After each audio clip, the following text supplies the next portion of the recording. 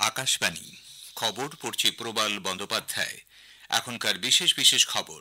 প্রধানমন্ত্রী নরেন্দ্র মোদী দুদিনের সৌদি আরব সফরে আজ জেড্ডায় পৌঁছবেন। ভারত সফররত মার্কিন উপরাষ্ট্রপতি জেডি ভ্যান্স আজ জয়পুরে বিভিন্ন কর্মসূচি রয়েছে। গতকাল তিনি প্রধানমন্ত্রীর সঙ্গে এক বৈঠকে মিলিত হন।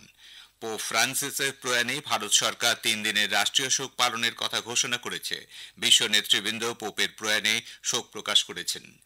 এক দেশ এক নির্বাচন নিয়ে যৌথ সংসদীয় কমিটি জেপিসি আজ বৈঠকে বসতে চলেছে। কেন্দ্রীয় স্বরাষ্ট্রমন্ত্রী অমিত শাহ আজ নতুন দিল্লির এনএএসসি কমপ্লেক্সে সেভ আর্থ বা বসুন্ধরা বাঁচাও সম্মেলনের উদ্বোধন করবেন। আইপিএল এর ম্যাচে ইডেনে গত সন্ধ্যায় গুজরাট টাইটান্স ৩৯ রানে কলকাতা নাইট রাইডার্সকে হারিয়ে দিয়েছে। আসছে বিস্তারিত সংবাদে। প্রধানমন্ত্রী নরেন্দ্র মোদীর দুদিনের সৌদি আরব সফর আজ শুরু হচ্ছে। 2016 এবং 2019-এর পর এই নিয়ে তৃতীয়বার দ্বিপাক্ষিক সফরে সৌদি আরব যাচ্ছেন শ্রী মোদী। প্রধানমন্ত্রী আজ জেড্ডায় পৌঁছবেন। 40 বছরেরও বেশি সময় পর সৌদি আরবের বাণিজ্যিক হাবে কোনো ভারতীয় নেতা এই প্রথমবার সফর করবেন। সফরকালে প্রধানমন্ত্রী একটি কারখানা পরিদর্শন করবেন, কথা বলবেন সেখানে কর্মরত ভারতীয় শ্রমিকদের সঙ্গে। দু দেশের মধ্যে ক্রমবর্ধমান অর্থনৈতিক সম্পর্কের মধ্যেই এই উচ্চ পর্যায়ের সফর। সাম্প্রতিক সময়ে সৌদি আরবে ভারতে বিনিয়োগের পরিমাণ উল্লেখযোগ্য হারে বৃদ্ধি পেয়ে 2023 সালের আগস্ট মাসে প্রায় 300 কোটি মার্কিন ডলারে পৌঁছেছে। টেলিকমিউনিকেশনস, তথ্য প্রযুক্তি, অর্থনৈতিক পরিষেবা, সফটওয়্যার ডেভেলপমেন্ট, ফার্মাসিউটিক্যাল, পরামর্শ সংক্রান্ত পরিষেবা সহ একাধিক ক্ষেত্রে এই বিনিয়োগ করা হয়েছে। আকাশবাণী সংবাদদাতা জানাচ্ছেন, অর্থনৈতিক সহযোগিতা ছাড়াও সাংস্কৃতিক ক্ষেত্রে দুদেশের মধ্যে গভীর সম্পর্ক গড়ে উঠেছে। সে দেশের 2030 সালের পরিকল্পনা অনুযায়ী দ্বিপাক্ষিক সাংস্কৃতিক সম্পর্ক বৃদ্ধি পেয়েছে। ভারত সরকার পোপ ফ্রান্সিসের প্রয়াণে 3 দিনের রাষ্ট্রীয় শোক পালনের কথা ঘোষণা করেছে। আজ ও আগামীকাল পালিত হবে দুদিনের শোক। এছাড়া পোপের শেষকৃত্যের দিন ও রাষ্ট্রীয় শোক পালন করা হবে। রাষ্ট্রীয় শোকের দিনগুলিতে দেশের সর্বত্র জাতীয় পতাকা অর্ধনমিত থাকবে। সব রকমের সরকারি বিনোদনমূলক অনুষ্ঠানও বাতিল করা হয়েছে। আগেই জানানো হয়েছে, দীর্ঘ রোগ ভোগের পর পোপ ফ্রান্সিস গতকাল শেষ নিঃশ্বাস ত্যাগ করেন। বয়স হয়েছিল 88 বছর।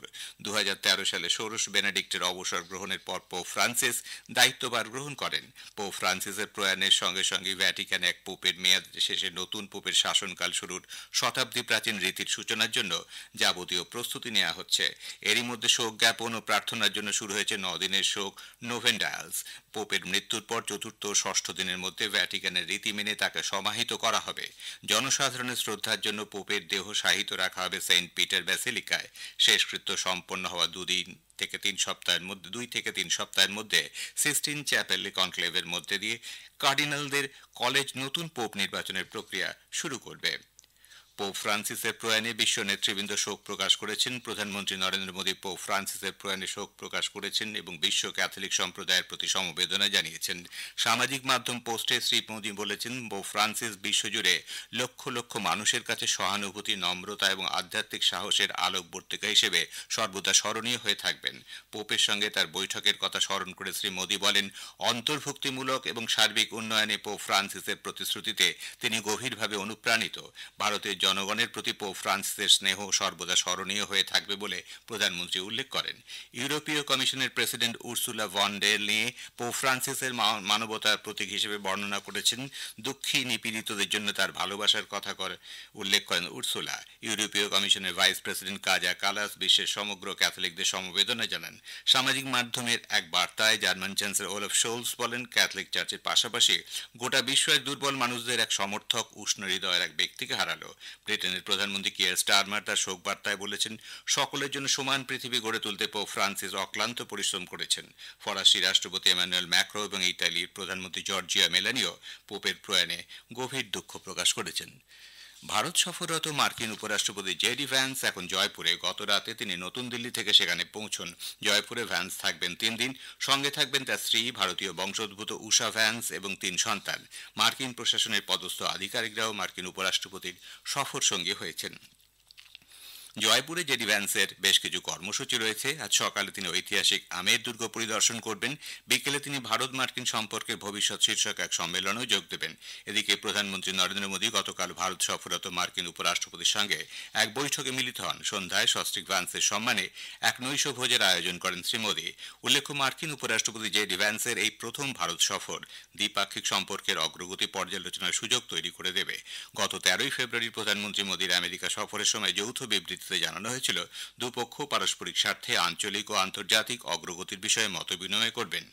আগেই জানানো হয়েছে মার্কিন উপরাষ্ট্রপতি জেডি ভ্যান্স 4 দিনের সফরে গতকাল নতুন দিল্লি পৌঁছন।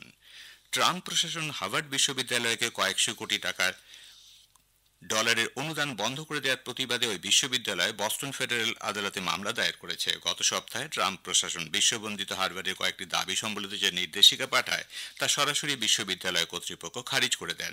হার্ভার্ডের প্রেসিডেন্ট অ্যালান এম গার্বার এক চিঠিতে বিশ্ববিদ্যালয়কে জানিয়েছেন এর পরিণাম সুদূর প্রসারী হতে পারে।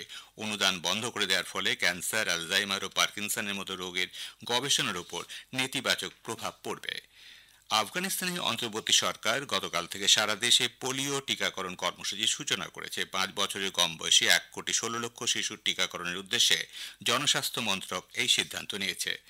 পরিকাঠামো ক্ষেত্রে ভারতের বিকাশের হার চলতি বছরের মার্চ মাসে 3.8% বৃদ্ধি পেয়েছে। দেশের শিল্পক্ষেত্রে উৎপাদনের 2/5 এর উপর ভিত্তি করে। সরকারি সূত্রে জানা গেছে উল্লিখিত মাসে সিমেন্ট, সার, ইস্পাত, বিদ্যুৎ, কয়লা ও শোধনজাত সামগ্রী উৎপাদন বৃদ্ধির প্রেক্ষিতেই এই ঊর্ধ্বগতি।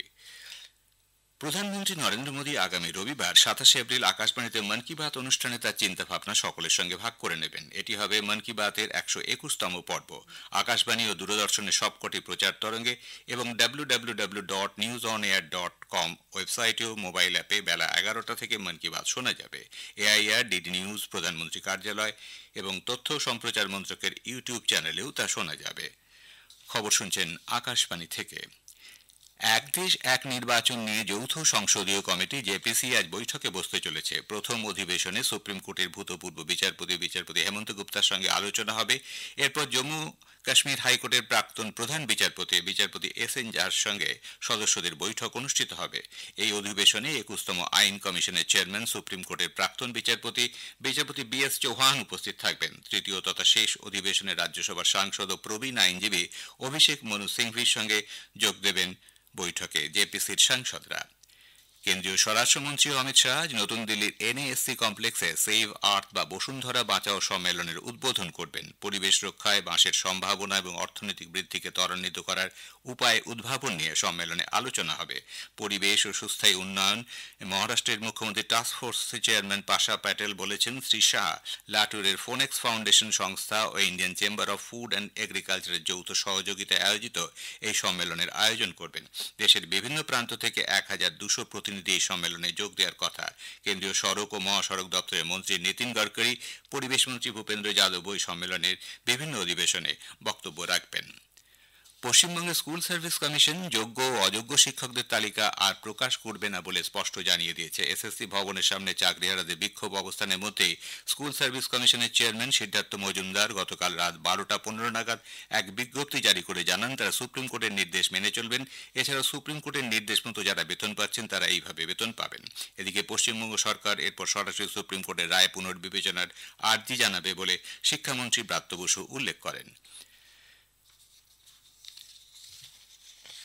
প্রধানমন্ত্রী নরেন্দ্র মোদীর নেতৃত্বে গত 11 বছরে খাদি ও গ্রামীণ শিল্পক্ষেত্র আত্মনির্ভরতায় উদ্বুদ্ধ এক নতুন উচ্চতা স্পর্শ করেছে।